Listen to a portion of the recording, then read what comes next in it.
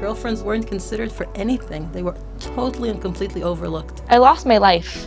Like, it's that simple. I lost my life. I lost the life I deserved to have and that I had. Hi, I'm Shifra from the Jerusalem Post, and today I'm sitting down with Tamar and Atara from GFIDF, and we're here to discuss about the organisation. Tamar is the co-founder and chair of the organisation, and Atara is the girlfriend of Sergeant Ariel Sosnov, who fell in battle on November 6th, 2024 on the northern border of Israel. It's honestly such a pleasure to be sitting with both of you. I've been excited about this interview, and I personally am excited for what we're going to talk about here and what I can learn. But to start off, I just wanted both of you guys to introduce yourselves, tell me a little bit about who you are and how you got to be involved with the partners of Fallen Soldiers of the IDF. Okay, so my name is Tamar Haimowitz Richter. I'm one of the founders and the chair of GFIDF.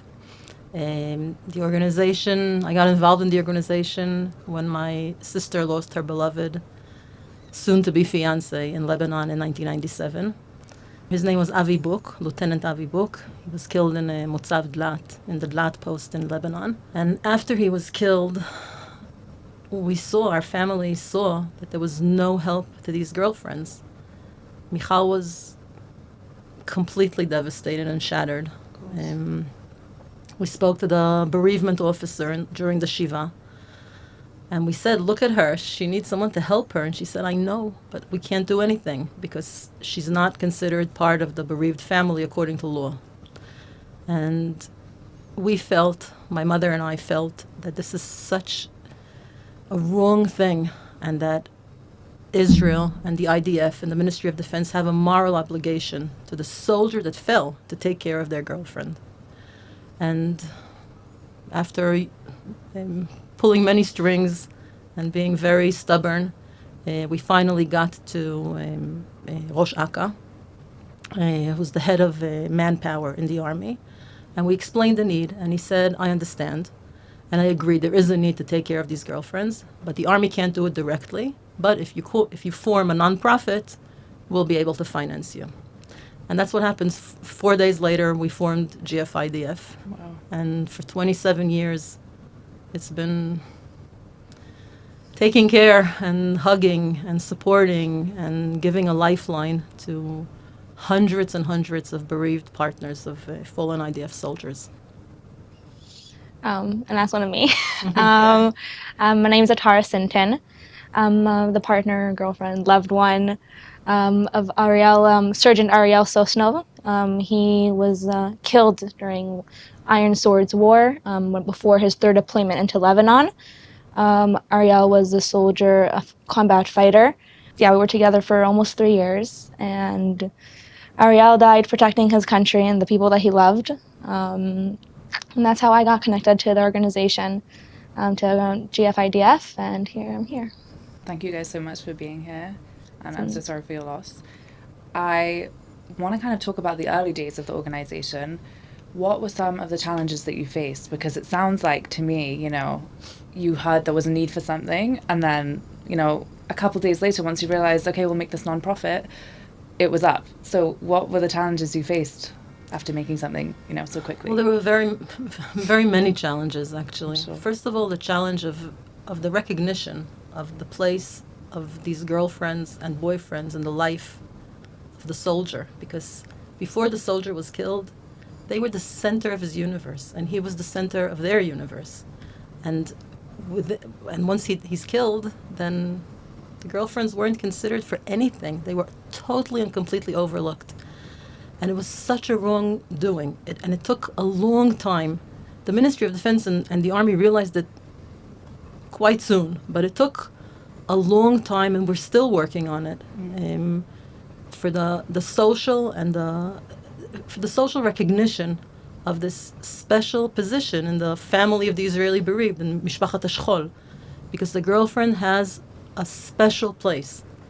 And there are still things, Atara may tell you, Definitely. During the Shiva, we have people that come to these girlfriends and say, or people who came to my sister and said, who was literally 4 months before getting married, and they said to her, oh, you're so young and you're so beautiful, you'll immediately find someone else. these things are like, let's take a girlfriend a week before her wedding, Right. and a wife a week after her wedding. Feeling wise, They're the she's in the same. same place. No one would dare to say something like that to someone a week after the wedding, but they do dare to say it to a girlfriend. And I think it's even more than that. I feel like no one comes to a sibling that lost their brother, or to a parent that lost their son, or to a wife. There'll be someone else. Don't worry. Someone else will take their place. Don't worry. You're still young. No one ever says that, because people understand that this person was the whole world to them, and they know what special place they held in their heart, and there's no replacement. And as a girlfriend, I'm sure myself and many others really hear this all the time, that okay, you're young, don't worry. I'm so happy you didn't get married. I'm so happy you didn't have kids. Like, Lucky you didn't have you're kids. lucky you didn't have kids. Like, you should be happy you didn't have kids, because it would have been so much harder. And I'm like, wait, I just lost a lot of the love of my life. Like, we're supposed to do all these things together, and people not only don't recognize the pain, they also take away some of the pain that I already have, and they start like make it smaller. Like, if you compare it to widows or to orphans or to people who lost their sons, and the pain is so there, and people continue taking it away and don't even see it sometimes. So you'd say like you felt overlooked, kind of like just from people around you? It's more than overlooked. It's this, they don't even see. It's not like they see other people's pain and like, okay, you're not important. It's really that you look at me and I'm broken. I'm wrecked. The most important thing to me in the world, the person that I chose, even if we didn't get married, I knew we were going to get married. We had a plan. 2 months later, he was supposed to pull out a ring. He talked to his friends about it. He's talked to my parents about it, and then you were like, okay, you weren't married. Okay, bye. Like, and I'm like, wait. I just lost him, and he's not here. And if he would have been here, he would have made sure I would be taken care of and everything he could. And when he's not here, there's no one to do it for me now. And I think that's what the organization really comes to do, and they do it in a way that no one else does. And I think definitely literally saves many girls' lives and boyfriends' lives. And I think it's something really special. It's something very interesting that Avi, my sister's boyfriend, he realized the importance of girlfriends and taking care of them before he was killed. Avi was in Palchan Nachal, which was a combat unit in the Nachal, and he went to officer's course, and his friends who were who went into the army with him, they continued on. And many of them were killed in Asan HaMesukim, half a year before he was killed. And he went with Michal to visit the families of his friends. And she has a letter that he wrote her. It was the days of letters. There were no WhatsApps or smartphones. And he wrote her a letter, how important it is to take care of these girlfriends because of what they lost. And it was afterwards, after he was killed, it was kind of his legacy, his will. That's amazing.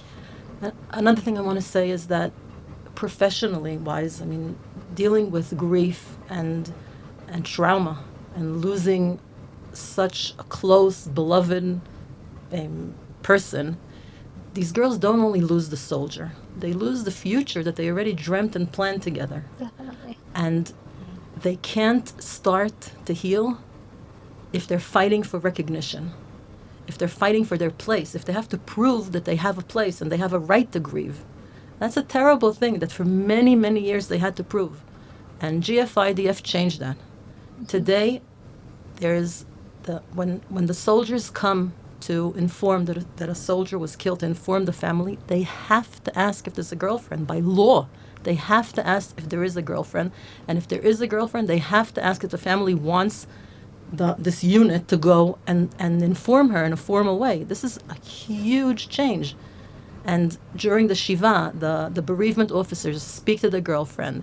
They tell her that the Yamuta, that our nonprofit exists. They tell her that we're the way that the Ministry of Defense takes care of these girls.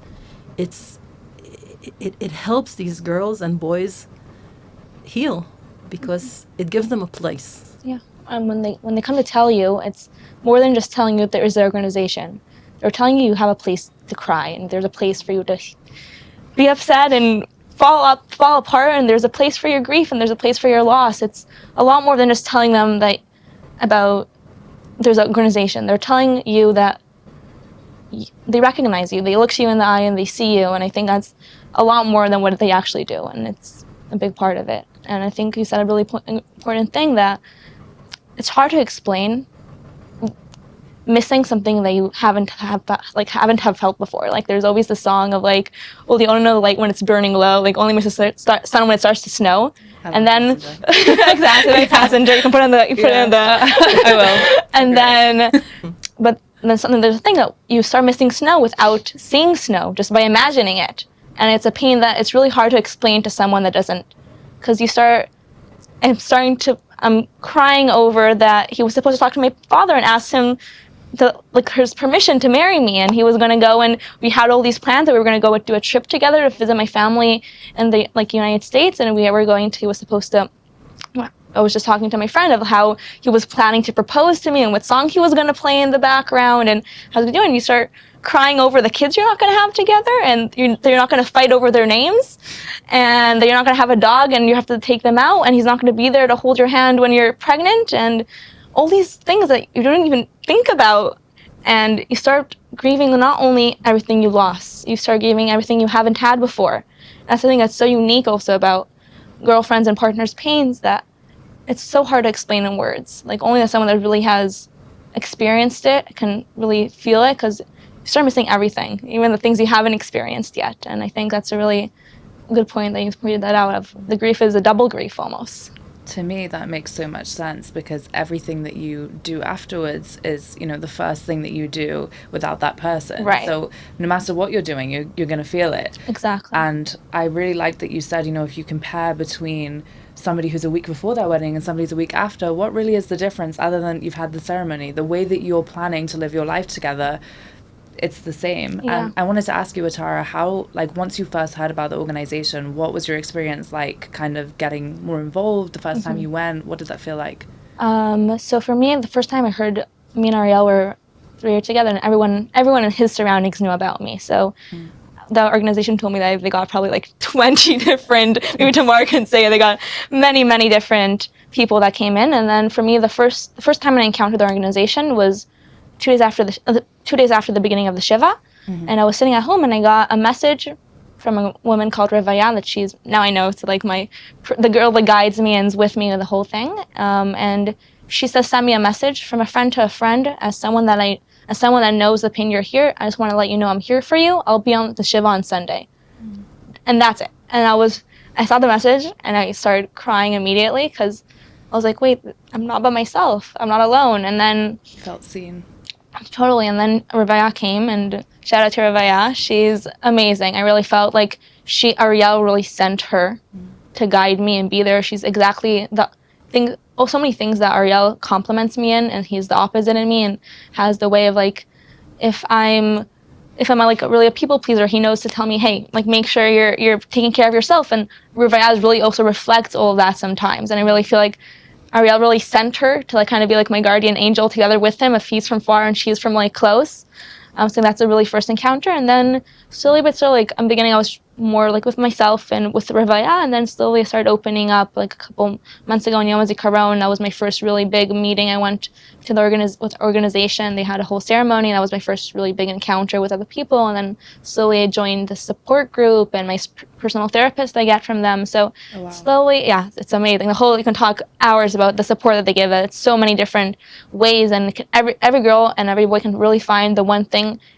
Maybe not everything is good for everyone, but everyone can really find the thing that really helps them. And some girls the mentor, and some girls it's the therapy, or the private therapy, or the group therapy, or the therapy they offer from my parents. So slowly I'm also getting to learn my place, and how much do I want to be involved, and how much I want to, where's trying to find my balance between everything. Yeah. I'm not sure it was clear that Revaya is a bereaved girlfriend also. Yeah. We developed in GFIDF, we developed a very unique way of hugging and supporting these girls. What happens is, when there's a message that's from the army saying "Utar lepirsum," that a soldier was killed, we immediately have a special unit that checks out and finds out if there's a girlfriend or a boyfriend.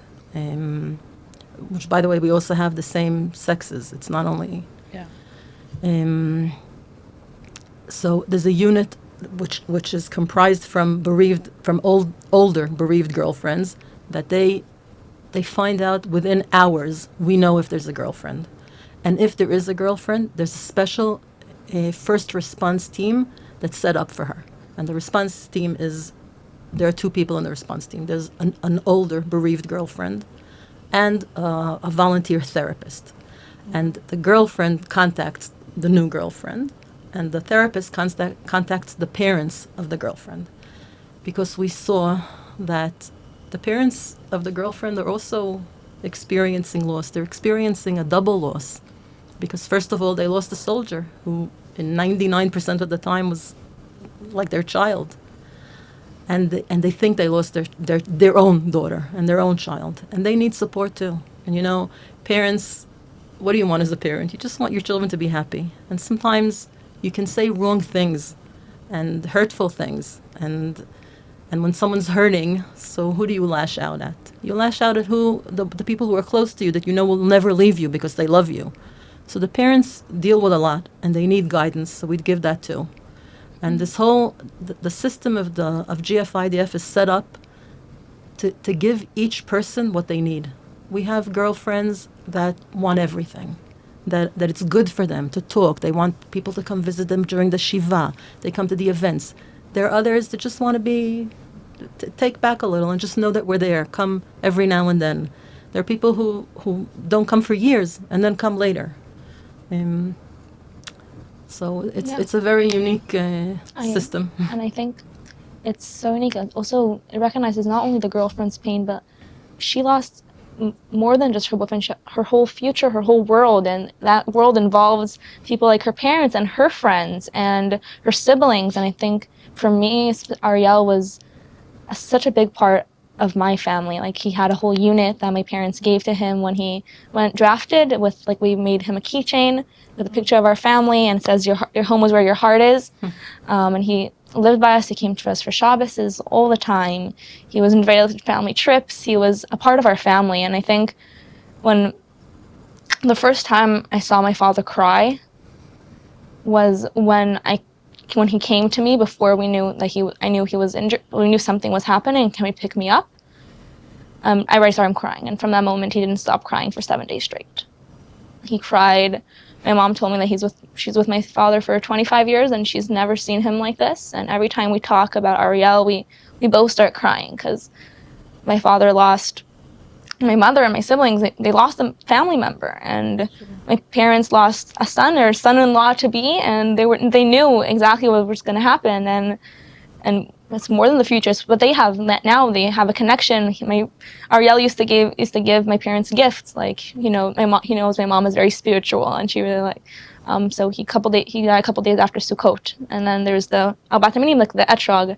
So Ariel had all these soldiers in Lebanon shake for Bat Minim. And then when he came back from Lebanon, he came to my mom and told her he has a present for her, and he gave her these etrogs that soldiers went in then, and he just knew exactly what everyone in his life needed at the exact point in time. And I think it just shows, and my siblings, the amount of times that I was with Ariel, and then Ariel was like, make sure your sister's calling me now, and I'm like, wait. or when my sister got a boyfriend, and Ariel took her to go. He took both of them, and he did a conversation. He sat her down, and he was like, he had the talk. He had the talk, and or the first time that my brother had bar mitzvah, and Ariel took him and told him, you're a man now. You have to smell good, and he gave him a perfume, and he was just such a big brother to them, and a son to my parents. It's not even like a son. They felt like he was their son. He really was a part of us. And I think also recognizing that pain is so important, because there's a lot of shchol and a lot of loss that's clear, it's see-through sometimes, and because you don't have the title. And I think just being able to recognize that and recognize how hard it is, because you're crying and you're dealing with yourself, and then your daughter also lost someone, you lost someone. And I think That's also a big part of it. It's really having the whole support system and not only just for you. I think it's a big unique thing. Another unique thing about GFIDF is that the entire staff of GFIDF is bereaved partners that were helped by the organization. And then they decided they want, before the war, to volunteer. And then after the war, because of the immense number of new bereaved partners, they started working full-time for GFIDF. I really remember realizing it was in the Yom Zikaron ceremony, and they call the project manager, blah, blah, blah, blah, the partner of blah, blah, blah, blah, and they start calling, and they call the accountant, and then and you just see, and blah, blah, blah, blah, the partner of blah, blah, blah, and just, you go there, and you're standing there, and and it gives you some hope, in a way, I feel like, because, let's say, when you were talking about beginning in the future, and so it's not only I lost my partner, I didn't only lose Ariel, I lost myself, I lost my plans, I lost my future, I lost my life.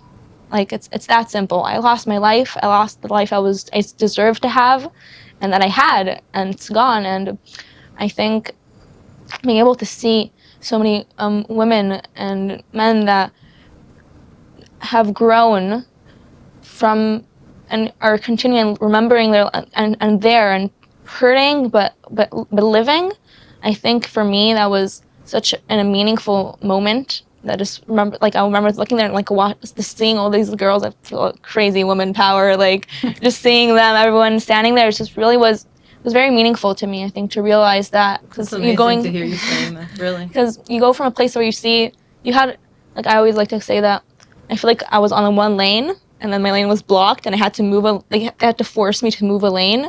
But suddenly that I can't see where I'm going.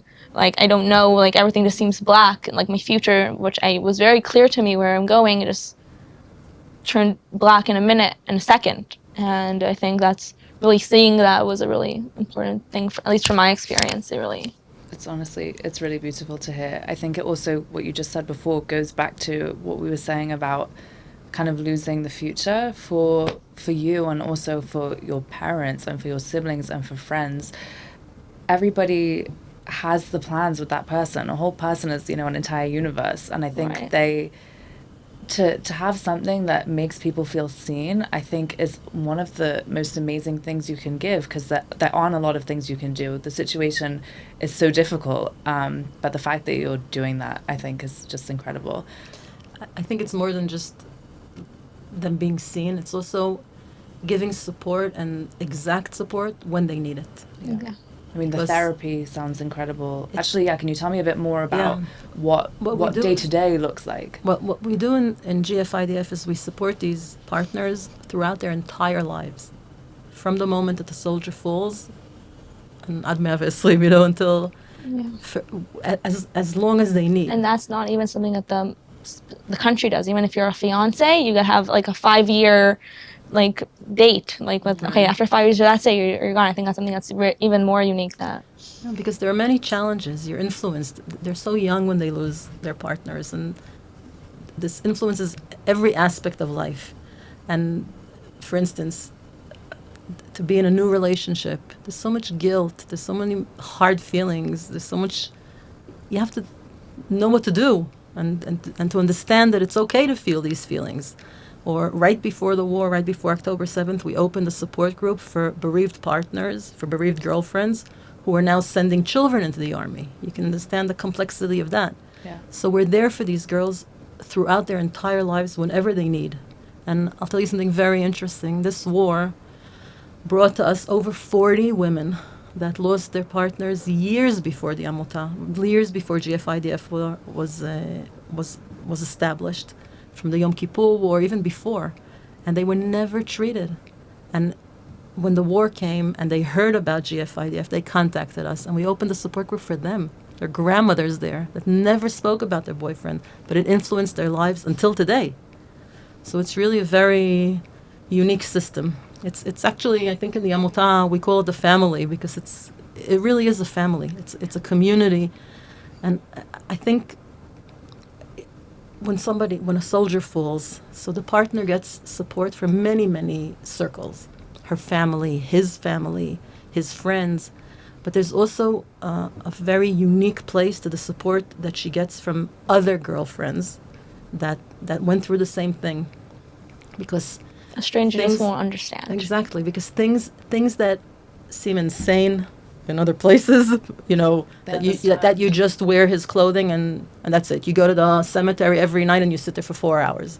These things seem a little Crazy. not normal. But They're with the not. girlfriends, it's really just 4 hours. Why not 5? It's, The situation isn't normal though, so Yeah. of course Sure. the reaction. It's like wouldn't you're be. sitting with friends, and like I have Ariel's ring, and I have 2 rings, and a bracelet that he gave me, and like you sitting with a girlfriend, like, oh, I like it's his, right? And like you have a moment of connection, even over the small things of Yeah. just like thoughts you think to yourself, and you're like, oh my, I'm insane, I'm going crazy, and then so you hear other girls, and you're like, maybe I'm okay, like maybe definitely okay. I'm definitely okay. Even it's like, okay, I'm okay, and I think that's also a big thing.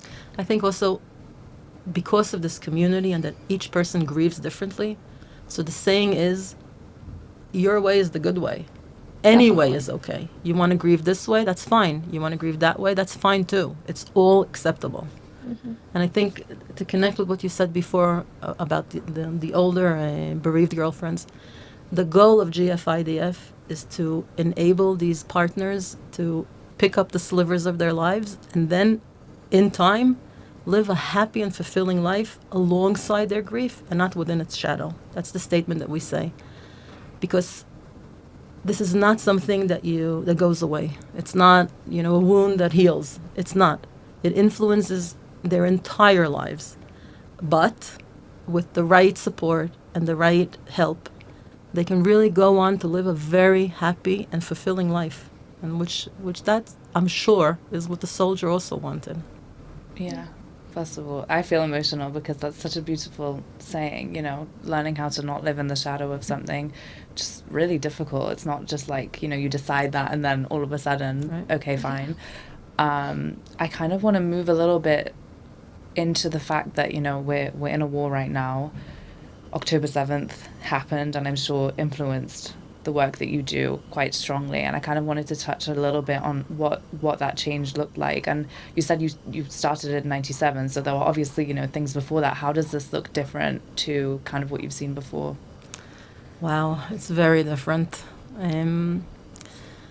Nobody could be prepared for October 7th and this war, but we were prepared for something to happen. We knew in Israel, on average, I think every 7 years, there's some kind of big thing. And, Tzuk Eitan, and then the Second Lebanon War. After those, we had 40 bereaved partners. And we felt that was, wow, so much. And because it was, 40 at one time.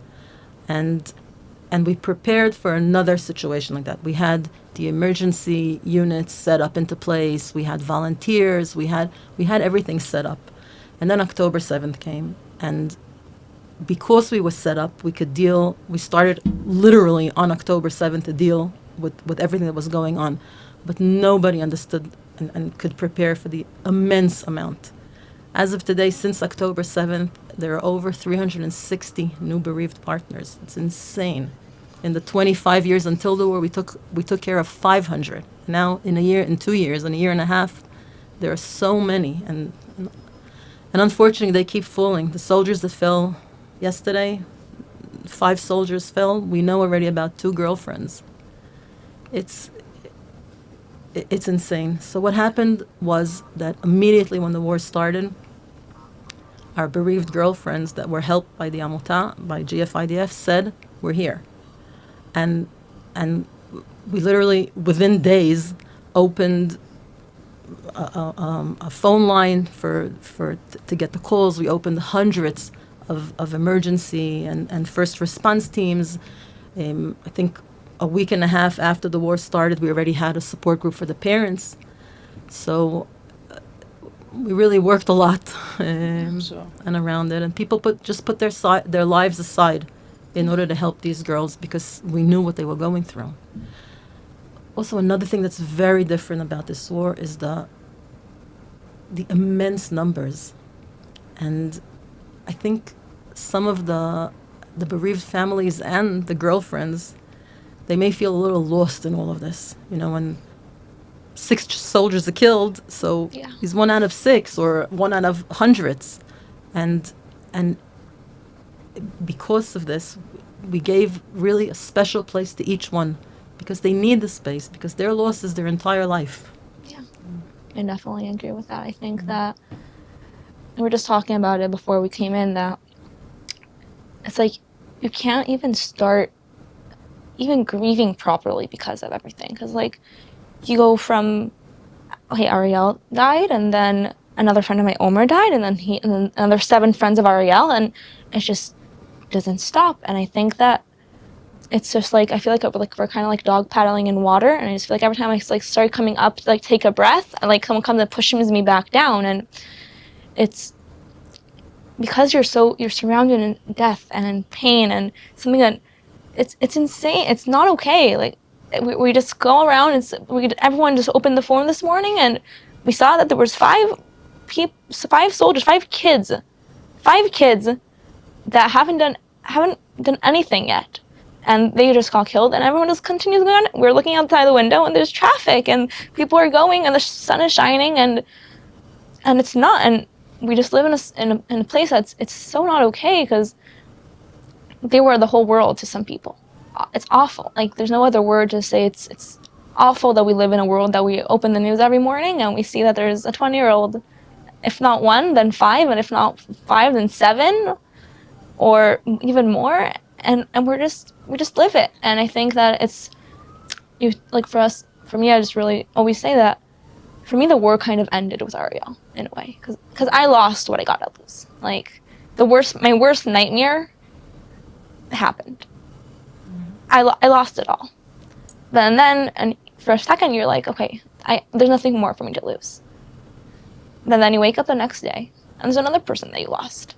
And you wake up, and especially kids my age, people that are in the army, like it's just, and then you realize maybe there's more for me to lose. And that's also a big, some people, a couple weeks ago, 2 weeks ago, last week, a girlfriend lost her brother.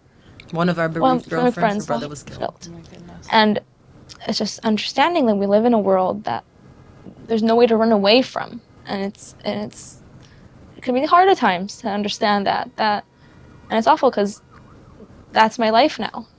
I feel like we can't, I think people say this just in a general way as well. The war's still going on, so a lot of times you can't heal from things, or you can't even start the process of healing when you're still in the middle. Yeah. And it's not like you get this moment to kind of say, okay, now everything's done and I can take a deep breath and reflect, because every day there's more things that are added onto it. And I know that that's like kind of like a national feeling right now. But again, when everybody's feeling it, you can get lost inside that moment, because not that it takes away from how you're feeling, but when everybody is saying, and I feel this and I feel this, we're all kind of, I mean, it is insane. We're going through this insane time, and it's, I agree. Like, it's just, it's really mad. Like when you said that, something like you're 1 out of 3, and you're not the only one. I remember like something I told to different girlfriends, and I thought at the beginning I was crazy, because I was like, I was happy that Ariel died alone. Not only because I'm happy no one else lost their lives in that, because there was some relief that Ariel got his place, that people were talked about him, that people remembered him. It's not only just me. I'm not the only one remembering him, at least for a day, until another one got killed. But I think it's something that no one really talks about, how it's like there's so many people, and there's so much to lose also, and so much for me, so much. And I think that's a really thing that, okay, so at least I have my place. At least I'm here, and Ariel's here with me. Another thing that we do in GFIDF is to allow the place for the girlfriend to tell her story, and we have a project now that we're doing of testimonial movies that the girlfriend tells about her love and about the soldier, and we see it as something to remember the soldier by. Every person has their own story and their own universe that they're in. I always say that. I feel like also Ariel, but also every other soldier, but mainly Ariel, everyone keeps saying how they're heroes when they die. But there's so much more than that. They're heroes every day they lived. I think everyone that died being a soldier, they're automatically a hero. And I think, but their life before that incident, before they're not here anymore, they're true heroes because they live their life and they live their values. And everyone has their own story and their own challenges they've been through and their own loved ones and their own dreams and goals and values that they truly lived out. And I think sometimes it's easy to remember only the death, but then you forget that there's a whole life. Before the war, as I told you, since the organization was founded, the Ministry of Defense gave us a yearly allotment to do our activity, to give the support groups, to pay the private therapists. And up until the war, 90% of our budget was given by the Ministry of Defense. And we actually didn't want to raise donations because there was a saying in it. There was a saying to come to these girlfriends and say, look, the Ministry of Defense is financing the entire care of you. So that was really important to us. And then the war came. The numbers were insane. The numbers of girlfriends and boyfriends and the needs. And we had older boyfriends and girlfriends who were very influenced by the war, and they needed extra support. So we went to the Ministry of Defense, and they said they upped our budget, which was unheard of. They upped it immensely in money, but now it only covers 65% of our yearly activities, and the rest is raised by donations from federations, from companies in Israel, companies in the States, donors. So we work on that too. So donations is something that's really important to kind of keep the organization going. It is, because it enables us to fulfill extra dreams and things that we want the girlfriends and boyfriends to have besides the things that are given by the Ministry of Defense. We're talking about like people that suddenly their need started again because of the war, and we were talking a little bit about it before of how the trauma opens up every time from the beginning. Like the wound like starts not even healing, but starts covering itself and it reopens. And every time we see a hutar l'pirsum, every time I hear of a girlfriend, every time I see on Instagram a eulogy of a girlfriend, something popped up on my Instagram. Every time I hear of another person, and every time there's a siren, every time we hear booms, every time something else happens, the trauma comes back. And it's not just okay, it happened, and then okay, from here it's an uphill, and we're able to come and heal. And I think because of the continuous war, it's every time you have one step forward and 3 steps back. It's totally like, because the trauma is there, and I think that's also all of these people, women that maybe they were dealt without the organization for 50 years, and then the war came back, and the trauma is there, and it's a big part of it. Yeah. I won't put this part in, but like I relate to that so much. I feel like from October 7th until now, I feel like every month there's something where I'm like, okay, I think you were saying this before, it's like you think it can't get any worse, and then it does. And then there's like another name, there's another person there's another feeling you're going to. It's almost like, I mean, honestly, it's unbearable. And I think it's important to be able to say, like, it's unbearable. We shouldn't have to say, no, you know what, but that's just how it is. Because, it's like, not. that shouldn't be how it is. We shouldn't accept like it. That's just on a personal level, but I really relate. We also don't have to put this in don't have to put this in, but, like, so for me, like, when I asked, let's say, where is the, maybe you can put it. Okay, I'll think about it. Okay, I can ask you after. Okay. So when I come in here, the first question is, where's the safe room? Or when you heard the ambulance and I started up is because let's say when Ariel died, when I was on the phone call with him, and there was a siren in the background, and then he mumbled something, and he said that he'll call me right back, and I'm still waiting for him to call me back. And I think that's part of the trauma. So every time I hear a siren, Ariel died again, and every time that I hear something happened and a missile fell somewhere and there's another siren, then I keep losing Ariel every time again. And I think that's a big part of the trauma that we are in. It's maybe my personal story, but it's the story of so many other people, that every single time that something happens, and you relive it every single time. And there's no way for you to heal when you live in here. There's no way, because, I think that's why it's so important that you're coming and sharing your story. And I don't think it's like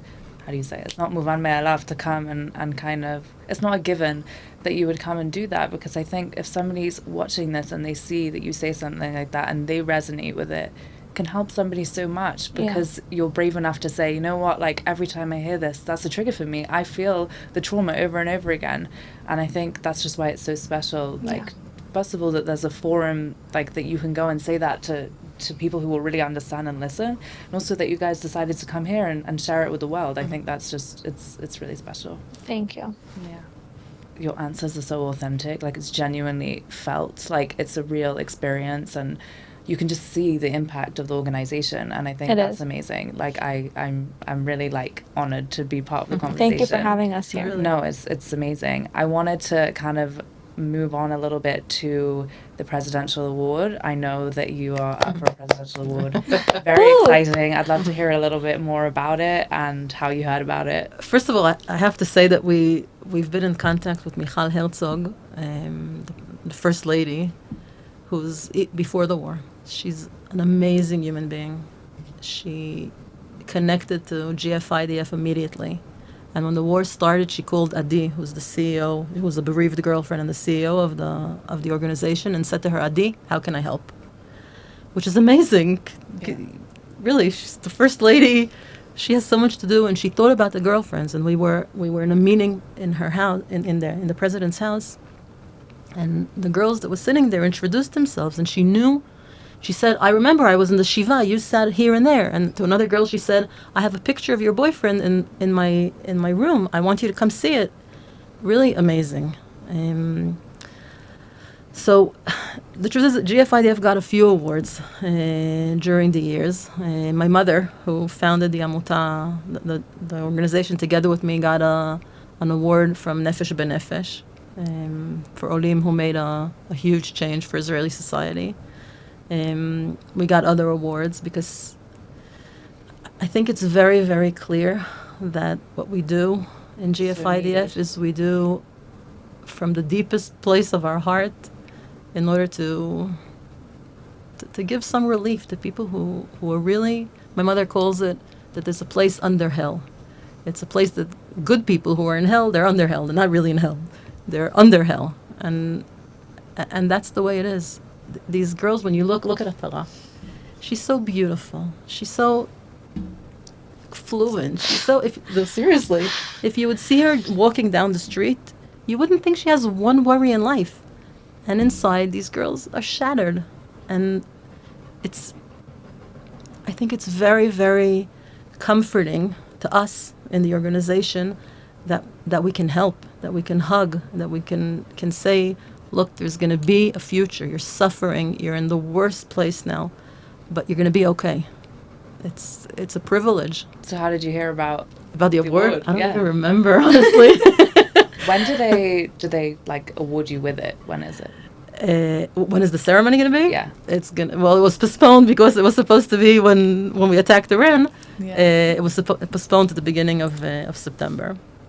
And Michal Herzog herself called me to tell me. It was a big surprise, actually. And I think more than it's an award for me, it's an award for the girlfriends, because it's saying, again, the Israeli state sees you, and it sees that you have a special place, and you're part of the bereaved family.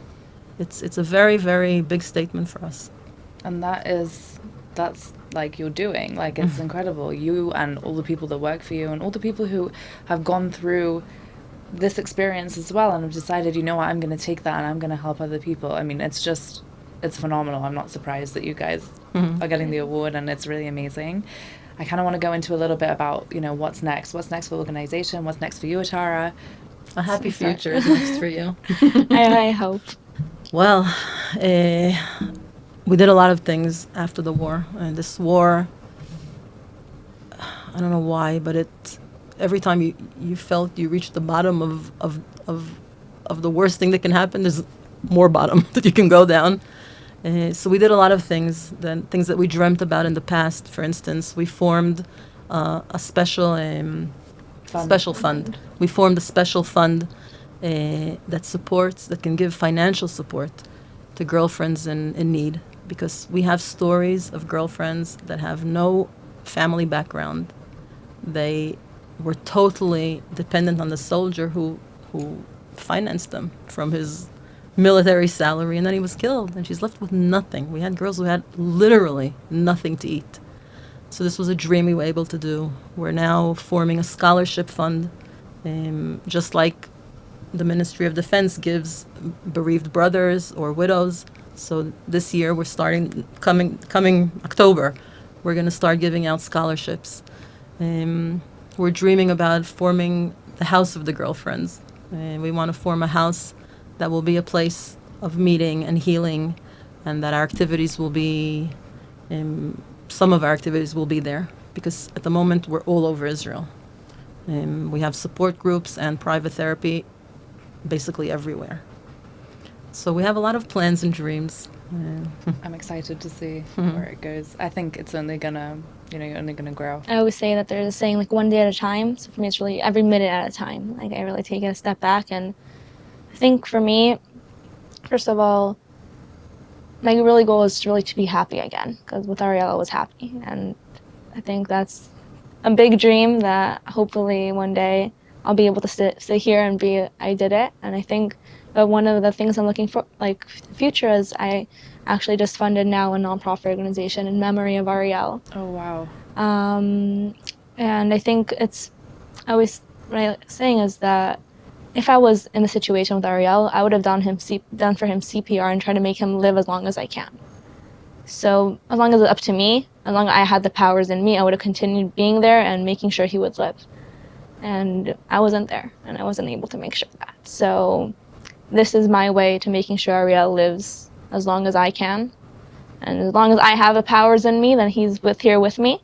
It's an organization that also does a couple projects. I actually got interviewed for the Jerusalem Post for it, the Flower Man project. You're welcome amazing. to. So the Flower Man, so it's something Ariel used to do, which used to give me flowers every Friday. Even when he was in Gaza or Lebanon, he would make sure that the flowers get to me. And I when he died, so I promised him I'll continue buying flowers for myself every Friday. I go to our rehearsal every Friday and put for him some flowers as well. And the thing is that we give out for, like, soldiers flowers when they come home. And we give out almost 5,000 bouquets of flowers to soldiers that are coming home for them to make their girlfriends or their mothers or their friends happy. And continue to bring a little bit of Ariel's life, because he was really good at touching people's hearts. And I think that's one of Ariel's biggest values, that he was able to talk to a person and really touch him. And that's one of the ways. And Ariel, and part of the big thing is doing all of Ariel's dreams, because we talked about the future and Ariel's dreams that he wasn't able to fulfill. And as long as I promised him that I'll buy myself flowers every Friday, I promised him that everything that he said he'll do, I'll do for him. Because Ariel did everything that he said, he did. And things that he wasn't able to do because his life was too short, I'll do for him. And a part of it is Ariel had a dream to open a youth group for kids that in danger and that are somewhere in a spectrum that their life isn't fair to them and they didn't get what they were supposed to get, and then open an organization, youth organization, or a dorm for kids in danger, and to help them get their lives back. And that's something that we're working on now. And just a couple months ago, I got the approval, and hopefully one day I'll also be able to sit here and tell you a little more about that. And very invited to come and tell me. I'm waiting for an invitation. And so it's my way of also continuing Ariel's way and also just helping myself. I think it's giving me something also to do, something to look forward to, because when Ariel died, then suddenly we wake up in the morning and then you realize the reason I woke up every morning is not there anymore. And it's really easy to go back into your bed and I'm just going to stay here now. And I think this organization is a reason to wake up in the morning and continue and fulfill all my promises I made to Ariel. So that's my future right now. And I can't wait to see you fulfill those promises. It's so amazing. Also, he lives on through you, which I think is really special. Mm-hmm. I think it's also we see with so many girlfriends that we have, that the soldier really keeps living on in the with the girlfriend. Yeah. My sister married a friend of Avi's who she didn't know before he was killed. And they have a very happy marriage, and they have 5 children, and 2 of them are named after Avi.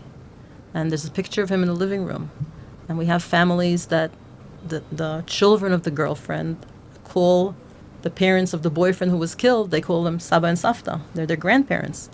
And I think this is what happens in many, many cases, because the girlfriend represents a part of the soldier's life that the parents want to know about. We had like a month and a half after the war started with Michal Herzog, when she called Adi and said, how can I help? So Adi said, let's have a meeting with the new girlfriends. And we had a meeting in Adi's house. Michal came, and there were many new girlfriends there. And one of them said, each one of them told their story. And one of them said, I didn't meet his parents before he was killed, and I didn't know how they would accept me. And then when she came into the house, they were so happy. They were so happy that he loved. They were so happy to hear about something that they didn't know about him. And that's the way it is. We and the government see taking care of the girlfriends as taking care of the bereaved family also. I think also I wanted to live the rest of my life with Ariel. I knew that's how I was going to live my life, and because Ariel is not here anymore, it doesn't mean that I don't want to continue living with him.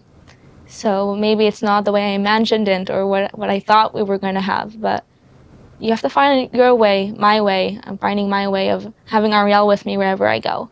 And because that he died doesn't mean our future with him stopped. It just changed a lane.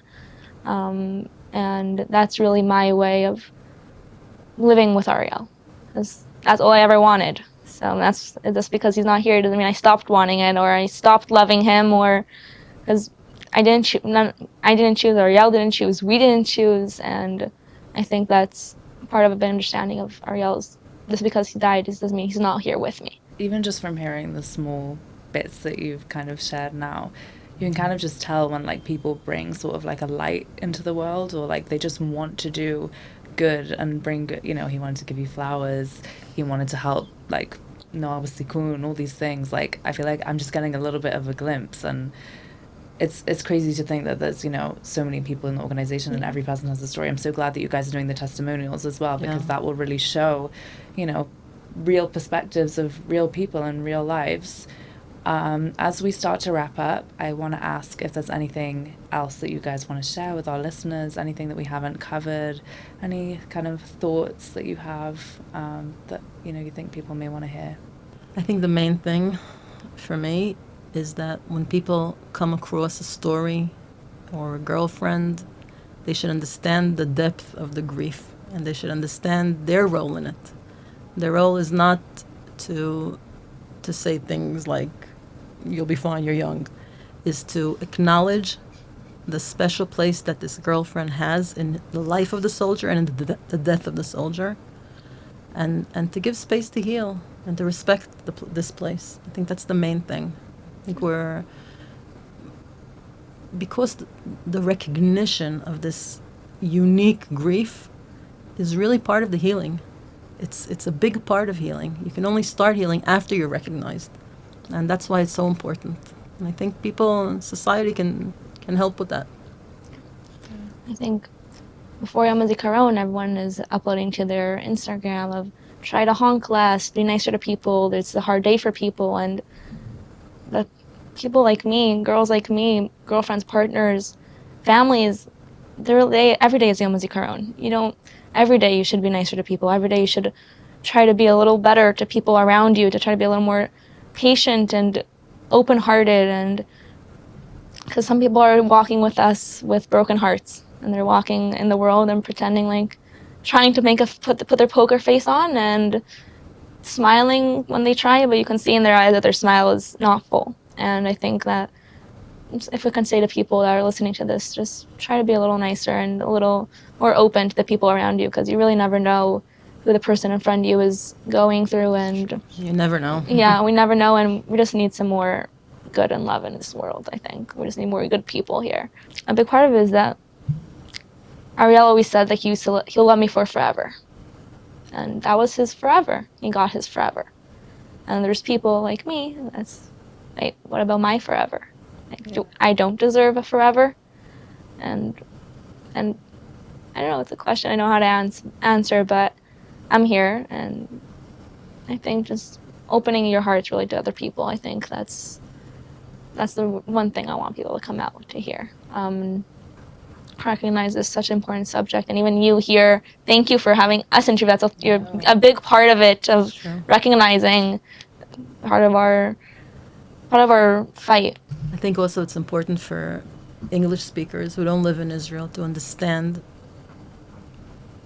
what a terrible price we pay for the Jewish people to survive here. And it's a price, unfortunately, that has to be paid. But I think that our job as people is to help the ones who've paid the price. Yeah. And I think everyone that's listening to this should make sure that they didn't fall for nothing. If it's not everyone can go, I can't go out and fight in the battlefield. That I can be a better person. And that's also Ariel's will that he wrote, do good, and do good for other people. That's the most important thing there is. And not all of us can fight the way that we can fight for our country and for our people and for the people we love, but we can try to make it that it wasn't for nothing, because they fought for our future, they fought for our lives, they fought for us to be able to live here. And the minimum that we can do is at least be better people, and to make sure that they didn't die for nothing. So I can't thank you guys enough for A, coming to talk about the organization, B, being so authentic and real with something that's so painful. I know it can't be easy to kind of, be so vulnerable and share, but it's so powerful, and I hope that, people who watch this episode will feel as kind of inspired as I do, and I'll put all the information about the organization in the video, and hopefully you'll just continue to grow, and hopefully we won't have a need, but unfortunately we do. And it's just been really special to sit and speak with both of you, and I just wish you all the best. Thank you for this opportunity. Really, it's meaningful.